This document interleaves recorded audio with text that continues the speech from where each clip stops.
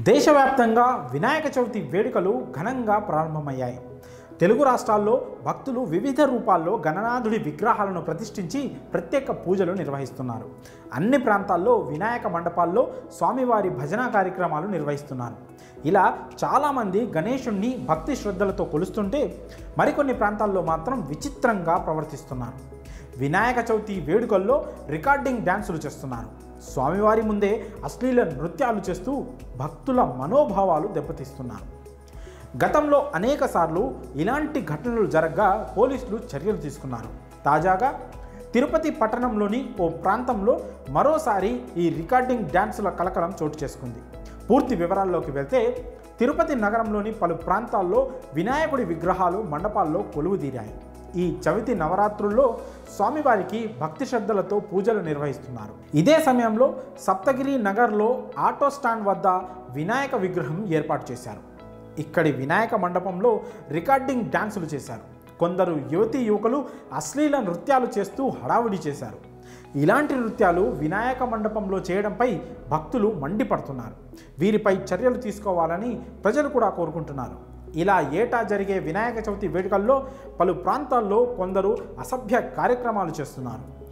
గణేష్ మండపాల వద్ద అసభ్య నృత్యాలు చేయడం, మద్యం తాగడం వంటివి చేస్తున్నారు. చవితి రోజుల్లో నిత్యం ఉదయం సాయంత్రం వేళల్లో వినాయక మండపాల వద్దకు భక్తులు వస్తుంటారు.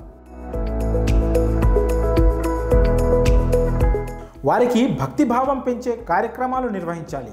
అలా అనేక ప్రాంతాల్లో జరుగుతున్నాయి కూడా. కానీ కొందరు మాత్రం భక్తి భావాన్ని పక్కన పెట్టి రికార్డింగ్ డాన్సులు ఏర్పాటు చేస్తున్నారు. గణేశుడిపై భక్తి కంటే ఎంజాయ్ చేయడానికే అన్నట్లు ప్రవర్తిస్తున్నారు. దీంతో అక్కడికి వచ్చే భక్తులు తీవ్ర అసంతృప్తి వ్యక్తం చేస్తున్నారు. అసలు స్వామివారి కార్యక్రమాల్లో ఇలాంటి డ్యాన్సులను నిషేధించాలని కూడా ప్రజలు గట్టిగా డిమాండ్ చేస్తున్నారు. అయితే గణేష్ మండపాల్లో అశ్లీల నృత్యాలు జరగకుండా ఒకవైపు పోలీసులు చర్యలు తీసుకుంటున్నా మరికొందరు మాత్రం కుక్కతోక వంకర అన్నట్లు ప్రవర్తిస్తూనే ఉన్నారు. తాజాగా తిరుపతిలోని సప్తగిరి నగర్లో ఓ మండపంలో అలానే జరిగింది. ఆ మండప నిర్వాహకులపై చర్యలు తీసుకోవాలని స్థానిక ప్రజలు కోరుతున్నారు. ఇదిలా ఉంటే మరోవైపు వినాయకుడి నిమజ్జన కార్యక్రమాలు ప్రారంభమయ్యాయి. పలు ప్రాంతాల్లో ఇప్పటికే గణనాథుడు భక్తుల నుంచి వీడ్కోలు తీసుకొని గంగమ్మ ఒడికి చేరుతున్నాడు. భక్తులు కూడా తమ బొజ్జ గణపయ్యను ఘనంగా ఊరేగిస్తూ గంగమ్మ ఒడికి చేరుస్తున్నారు. ఇలా వినాయక చవితి వేడుకలు ఘనంగా జరుగుతున్నాయి. మరి గణనాథుడి మండపాల్లో అశ్లీల కార్యక్రమాలకు పాల్పడుతున్న వారిపై మీ అభిప్రాయాలను కామెంట్స్ రూపంలో తెలియజేయండి.